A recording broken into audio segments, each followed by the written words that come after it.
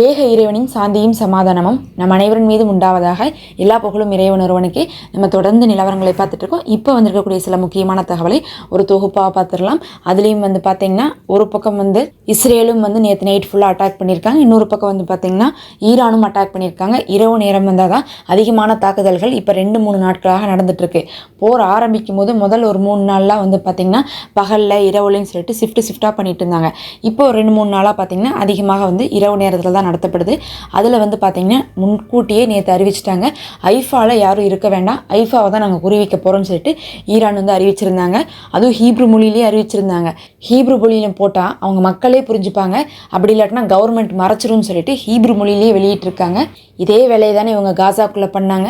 காசாக்குள்ளே bit notice போட முதல்ல என்ன பண்ணுவாங்கன்னா அரபியிலேயே வெளியிடுவாங்க. ஏன்னா அங்கே இருக்கக்கூடிய பொதுமக்கள்லாம் படிச்சுட்டு அங்கேருந்து காலி பண்ணி போட்டோம், இங்கிலீஷில் இதை போட்டோம்னா புரியாதுங்கிறதுக்காக என்ன பண்ணுவாங்க, இந்த இடம் உங்களுக்கு வாழ தகுந்த இடம் இல்லைன்னு சொல்லுவாங்க. இப்போ நேற்று பார்த்தீங்கன்னா ஈரான் ஐஃபாவில் இது வாழ தகுந்த இடம் இல்லை, நீங்கள் கொஞ்சம் காலி பண்ணுங்கள், எங்களுடைய நோக்கமே ஐஃபா தான் சொல்லிட்டு போட்டிருந்தாங்க. நிறைய பேர் ஐஃபா விட்டு ஏற்கனவே காலி பண்ணிட்டாங்க. இப்போவும் பார்த்தீங்கன்னா ஐஃபாவில் கடுமையான தாக்குதல்கள் தான் இரவு முழுவதும் நடத்தப்பட்டிருக்கு. அங்கே விமான நிலையங்கள் இருக்குது, போர்ட் இருக்குது, ஆயுத உற்பத்தி செய்யக்கூடிய கூடகங்கள் இருக்குது, அங்கே மின் உற்பத்தி நிலையங்கள் இருக்குது, ஆயில் ரிஃபைனரி இருக்குது. மாற்றி மாற்றி ஒவ்வொன்றாக அழிச்சிட்டு வராங்க. ஒரு பக்கம் இப்படி அழிச்சா இந்த பக்கம் பார்த்தீங்கன்னா டெல் அவியூவில் ஐடிஎஃப் உடைய பில்டிங் நேற்று அழிச்சிருந்தாங்க.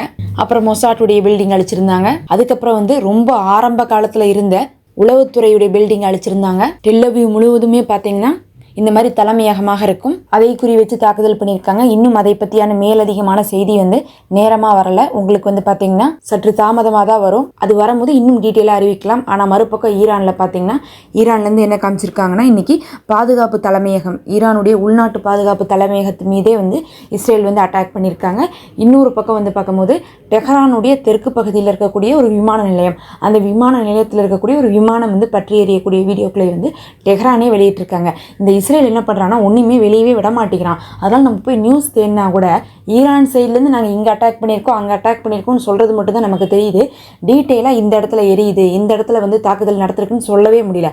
ஆனால் நீங்கள் பார்த்தீங்கன்னா டெஹ்ரான் உடனே வெளியிட்டிருக்காங்க, எங்களுடைய உள்நாட்டு பாதுகாப்பு தலைமையகத்தில் தாக்கியிருக்காங்க, எங்களுடைய விமான நிலையத்தில் தாக்கி ஒரு விமானம் எரிஞ்சிட்ருக்குன்னு அவங்க காமிச்சிடுறாங்க. அதனால் என்ன நடந்திருக்குன்னு சொல்லிட்டு நம்ம போய் நியூஸை பார்த்தாவே உடனுக்குடன் நம்ம தெரிஞ்சுக்கலாம்.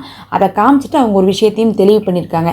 நேற்று நம்ம கமெண்ட்லேயே நிறைய பேர் கேட்டிருந்தீங்க, ஓமானுக்கு பார்த்தீங்கன்னா ஈரான்லேருந்து போயிட்டாங்க, சமாதானத்துக்கு போயிட்டாங்கன்னு ஒரு குரூப் கேட்டிருந்தீங்க. இன்னொரு குரூப் ஆயத்துல்லா கொமேனி அவர்கள் தலைமறைவாயிட்டாங்க அப்படின்னு சொல்லிட்டு கேட்டிருந்தீங்க. பொதுவாக ஆயத்துல்லா கொமேனி அவர்கள்லாம் சேஃபான இடத்துல தான் இருப்பாங்க, அதில் நமக்கு எந்த சந்தேகமும் இல்லை. அது ஈரானில் இருக்காங்களா, அவங்க வெளியே இருக்காங்களா அப்படிங்கக்கூடிய தகவல் நமக்கு தெரியல. ஆனால் ட்ரம்ப் சொல்லியிருந்தார், எனக்கு தெரியும் நீங்கள் எங்கே இருக்கீங்கன்ட்டு, இப்போதைக்கு உங்களை கொல்லணும்னு அவசியம் இல்லைன்னுலாம் பேசி வச்சுருந்தாரு. ஆனால் அவர் எங்கே இருக்கார் ஆயத்துல்லா கொமேனி அவர்கள் அப்படிங்கக்கூடிய தகவல் யாருக்கும் தெரியாது. மோஸ்ட்லி அவர் ஈரானுக்குள்ளே தான் இருக்கிறதுக்கான வாய்ப்பு இருக்குது. ஏன்னா நாங்கள் ஈரானை விட்டு வெளியே போக மாட்டோம், நாங்கள் எதுக்கு பயந்து போகணும்னு சொல்லிட்டு தான் அவங்க தைரியமாக நேற்று ஒரு அறிவிப்பெல்லாம் கொடுத்துருந்தாங்க. அதனால் அவரு தப்பிச்செல்லாம் போல. அந்த ஓமானுக்கு போச்சுன்னு சொன்னோம்ல, அது என்னன்னு பார்த்தீங்கன்னா விமான நிலையத்தில் இருக்கக்கூடிய விமானங்கள் தான் போயிருக்கு. ஏன்னா ஈரான் இன்றைக்கி கூட காமிச்சிருக்காங்க, தெற்கு விமான நிலையத்தில் இருந்த ஒரு விமானம் எரிக்கப்பட்டுருக்கு தாக்குதலின் மூலமாக. இஸ்ரேல் என்ன பண்ணுறான்னா ரொம்ப சேஃபாக எல்லா விமானத்தையும் கொண்டு போய் சைப்ரஸில் போட்டாச்சு. அதுக்கப்புறம் சைப்ரஸ் மட்டும் இல்லை, அதை சுற்றி நிறைய இடங்கள் பார்த்தீங்கன்னா இஸ்ரேலுக்கு சப்போர்ட்டாக இருக்குது. அங்கேயெல்லாம் கொண்டு போய் விமானத்தை கொண்டு போய் வச்சுட்டு தான் தாக்குதலே ஆரம்பிச்சிருக்காங்க. அதுக்கப்புறம் தாக்குதல் ஆரம்பிக்கப்பட்டு 2வது நாள் முதல் கொண்டு கூட பார்த்தீங்கன்னா 100கணக்கான விமானங்களை கொண்டு போய் இஸ்ரேல் என்ன பண்ணாங்க, மற்ற நாடுகளில் வச்சாங்க. அப்போ ஊடகங்கள்லாம் கேட்டதுக்கு என்ன சொன்னாங்கன்னா, நாங்கள் இதுக்கு போய் விமானத்தை ஒழிச்சு வைக்கணும், நாங்கள் அங்கே எங்களுடைய பேசஞ்சர்ஸ் வர வேண்டியதாக இருந்துச்சு, அதனால நாங்கள் அங்கே போனோம், அதுக்கப்புறம் எங்களுடைய சேவை ரத்து செய்யப்பட்டதுனால அங்கேயே அந்த விமானம் இருக்குதுன்னெலாம் சொல்லி மழுப்பியிருப்பாங்க. அதனால விமானங்கள் எதையுமே இஸ்ரேல் தேவையில்லாமல் இப்போ உள்நாட்டுக்குள்ளே வச்சுக்கிறதே கிடையாது. அதனால தான் உள்ளிருந்து வெளியே போகக்கூடிய மக்கள் கூட என்ன பண்ணுறாங்க, விமானங்களை நிறைய நேரத்தில் பயன்படுத்த முடியாமல் கடல் வழியாக போயிட்டுருக்காங்க. இதை பார்த்துட்டு இப்போ ஈரான் அவங்கள 5 நாளாக பார்த்தீங்கன்னா தாக்குதல்லாம் நடத்தப்பட்டு இருக்கும்போது இதை பார்த்துட்டு ஈரான் இப்போ ஒரு வாரமாக சண்டை போயிட்டு இருக்குது.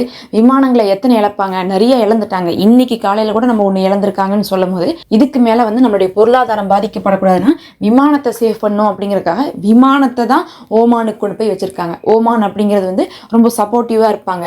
இந்த பேச்சுவார்த்தைக்கெல்லாம் அவங்க தான் நடுவில் நின்னாங்க. அதனால தான் என்ன ஆயிடுச்சுன்னா அவங்க பேச்சுவார்த்தைக்கு போயிருக்காங்க.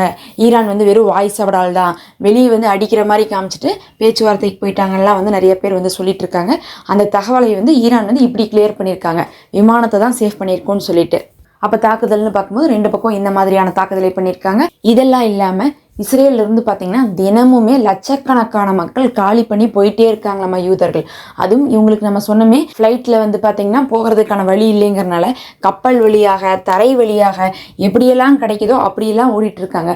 விட்டா போதுன்னு சொல்லிட்டு லட்சக்கணக்கான மக்கள் எப்போ போகிறாங்க, எப்படி போகிறாங்க, எங்கிருந்து காலியாகிறாங்க, எங்கே போய் சேர போகிறாங்க, எதுவுமே வந்து அந்த நாட்டுக்கே தெரியலையாமா.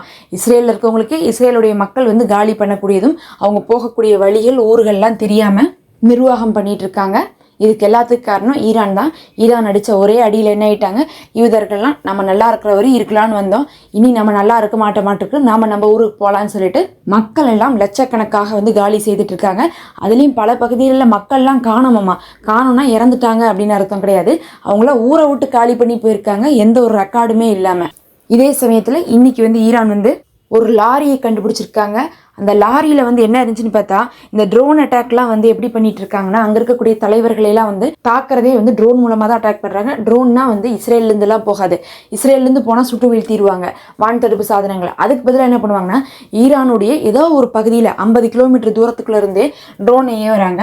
அப்படி ட்ரோன் ஏவப்பட்டால் அங்கே இருக்கக்கூடிய வான் தடுப்பு சாதனங்கள்லாம் வெளியிருந்து வராத தடுக்கிறதுக்கு தான் அந்த ரேஞ்சில் நிறுத்தி வச்சிருப்பாங்களோ தவிர உள்நாட்டுக்குள்ளேயே பக்கத்தாலெல்லாம் தெருக்களுக்குள்ளே வந்து நிறுத்தி வைக்க மாட்டாங்க. அதனால அவங்களுடைய ட்ரோன் அட்டாக் என்ன ஆயிடுது, தலைவர்களை வந்து துல்லியமாக கொண்டுட்டு இருக்கு. அப்படிப்பட்ட ஒரு லாரி தான் கண்டுபிடிச்சிருக்காங்க. அதில் வந்து அவங்க ட்ரோன் அட்டாக்கு பயன்படுத்தின சில விஷயங்கள் கிடச்சிருக்குது. அதுக்கப்புறம் அவங்க யூஸ் பண்ண ஜாமர்ஸ் எல்லாம் கிடச்சிருக்கு, ரிமோட் ஆக்சஸ் பண்ணக்கூடிய டிவைஸ் கிடச்சிருக்கு. அது மூலமாக அவங்களுக்கு இன்னுமே வந்து நாலேஜ் கிடச்சிருக்கு. இவங்க இதெல்லாம் தான் செஞ்சுட்டு இருக்காங்க இஸ்ரேலு. இனிமேல் இதை வந்து தவிடுபடி ஆக்கிறதுக்கு என்ன பண்ணும் அப்படிங்கிறத ஈரான் பண்ணிட்டு இருக்காங்க.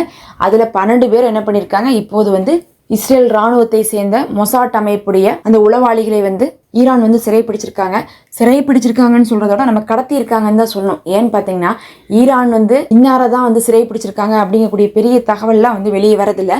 அதனால இஸ்ரேல் என்ன பண்ணிட்டு இருப்பாங்க, மாட்டிக்கிட்டாங்க, யார் மாட்டலைன்னே தெரியாமல் தகவல்களை பரிமாறி கொண்டு இருப்பாங்க. எப்படி அவங்களுக்கு அவங்களுடைய மக்கள் காலியாகிறதே வந்து தெரியாமல் இருக்கிறாங்களோ அதே மாதிரி அவங்களுடைய உளவாளிகளில் யார் மாட்டியிருக்காங்க அப்படிங்கிறது கூட இஸ்ரேலுக்கு சரியான தகவல் தெரியாமல் இருக்குது. இருந்தாலும் இதை விட அதிகமான உளவாளிகள் இருந்துட்டு இருக்காங்க அப்படிங்கிறதுல நமக்கு சந்தேகம் இல்லை. தினமுமே ஒரு 15 பேர் 20 பேர்லாம் வந்து கிடச்சிட்டு இருக்காங்க. இப்போ வந்து பார்த்திங்கன்னா 12 பேர்த்தை வந்து கைது பண்ணியிருக்காங்க. அதே சமயம் போர் கொஞ்சம் கூட வந்து குறைந்த பாடு கிடையாது. ஏன்னா இந்த போர் வெறும் 4 நாள் 5 நாள் அப்படின்லாம் இருந்திருந்தா மக்கள்லாம் இப்படிலாம் ஓட மாட்டாங்க. காணவில்லைன்னு சொல்கிற அளவுக்கு வந்து தெரிச்சு ஓடிட்டு இருக்காங்கன்னா இந்த போர் இன்னும் சில வாரங்கள் கூட தொடரும். அதில் அமெரிக்கா வேறு என்ன பண்ணியிருக்காங்க, அவங்களுடைய 3வது கப்பலை கொண்டு வந்து நிறுத்தி வச்சுருக்காங்க. லைனாக ஒரு கப்பலாக கொண்டு வந்துட்டு இருக்காங்க. நிலைமை இன்னும் பரபரப்பாக போயிட்டுருக்கு. அமெரிக்கா காலையில் வந்து பார்த்தா போருக்கு வர போகிறோங்கிறாங்க, சாயங்காலம் வந்து பார்த்தா எங்களுக்கு அதுக்கான ஐடியாவே இல்லைங்கிறாங்க. மாற்றி வந்து சொல்லிட்டு இருக்காங்க. நேற்று மட்டுமே காலையில் வருவேன்னு சொல்லிட்டு நைட் என்ன சொல்லியிருக்காங்க, நாங்கள் வந்து போருக்குள்ளெல்லாம் வரமாட்டோம், இஸ்ரேலுக்காக பாதுகாப்புக்காக தான் எங்களுடைய போர்க்கப்பல் வந்திருக்குன்னு இருக்காங்க. பார்க்கலாம் இன்னைக்கு என்ன சொல்ல போகிறாங்கன்னு சொல்லிட்டு.